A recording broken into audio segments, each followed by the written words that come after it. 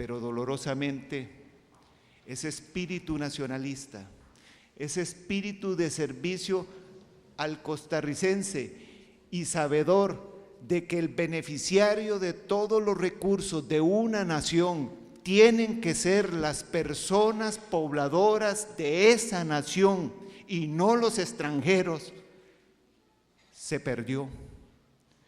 Se perdió después de esa crisis nuevamente del capitalismo internacional hacia finales de la década de los 70, inicios de los 80, que llevó a que este país fuese el primer país en América Latina que declarara la moratoria unilateral en el pago de la deuda externa y fuese el primer país en Latinoamérica que empezara a sufrir la condicionalidad cruzada y los programas de ajuste estructural que instigaba el Fondo Monetario Internacional y el Banco Mundial.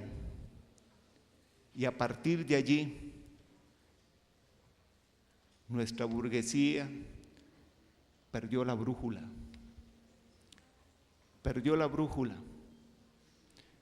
y empezaron los procesos de privatización, de apertura indiscriminada de mercados, desmantelamiento del aparato estatal costarricense y sobre todo del sector agrícola, que hoy estamos pagando las consecuencias de haber desmantelado y desprotegido a nuestros agricultores, y hoy se nos cambió el tema de la soberanía nacional, de la capacidad que tiene un país de producir lo que se consume, lo que se come, por el tema que nos siguen vendiendo y siguen recitando hasta el señor presidente de la República, lo escuché recientemente hablar de seguridad alimentaria,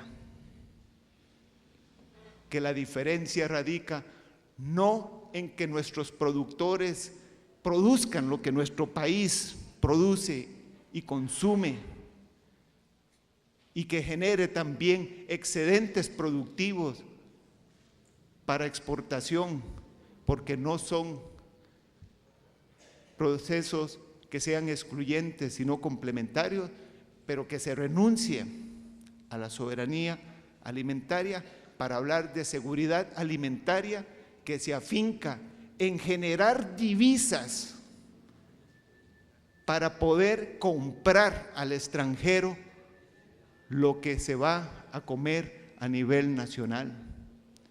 Pero se olvidan que esa generación de divisas muchas veces conlleva el avasallamiento del productor nacional, el avasallamiento del micro, pequeño y mediano productor local, que es por el que tenemos que velar y a quien tenemos que proteger, porque esa es la base de la democracia de Costa Rica.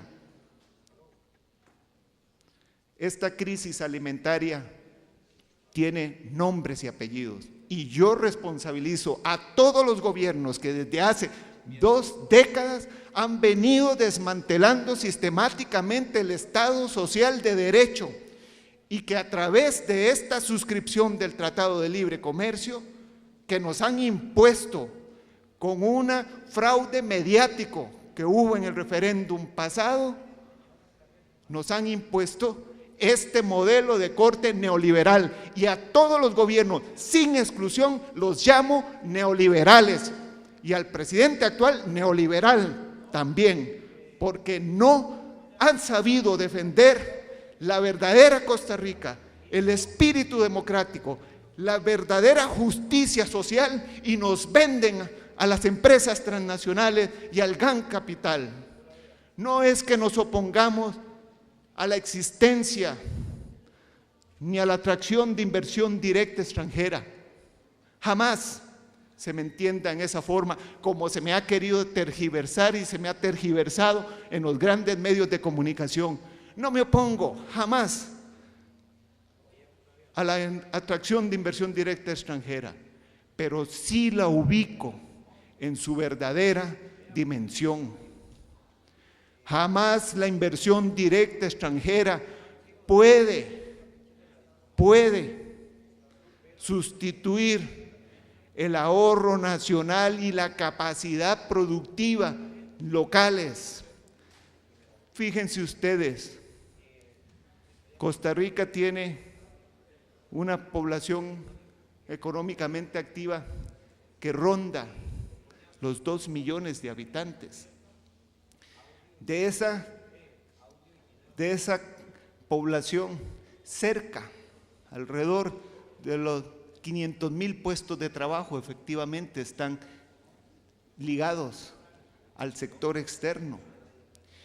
Y las empresas de alta tecnología, que son relevantes para el país, fundamentales para poder elevar los niveles de calidad de la educación y del productor local.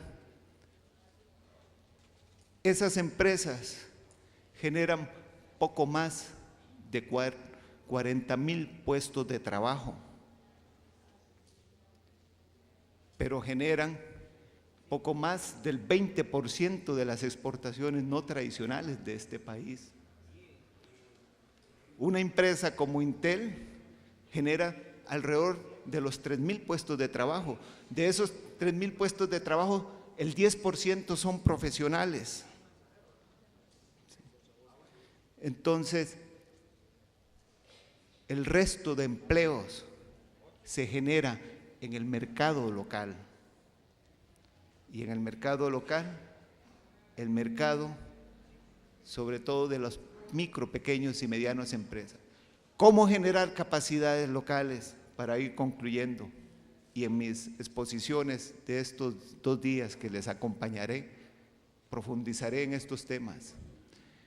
Pero en estos, ¿cómo generar esas capacidades locales? Es el desafío. Pero no con una educación instrumentalista como la que se nos pretende imponer. La educación, mientras Costa Rica siga apostando por educación, por salud, por equidad, por justicia social, siempre seguirá siendo objeto de atracción de inversión directa extranjera. Mientras tengamos un Estado solidario como el que logramos cuajar y que se nos debilita día con día, lograremos seguir siendo atractivos y competitivos. Y sobre estos temas, les reitero, me voy a referir en mis disertaciones en los próximos días. Muchas gracias a todas y todos por la invitación que me han cursado y felicidades por este congreso.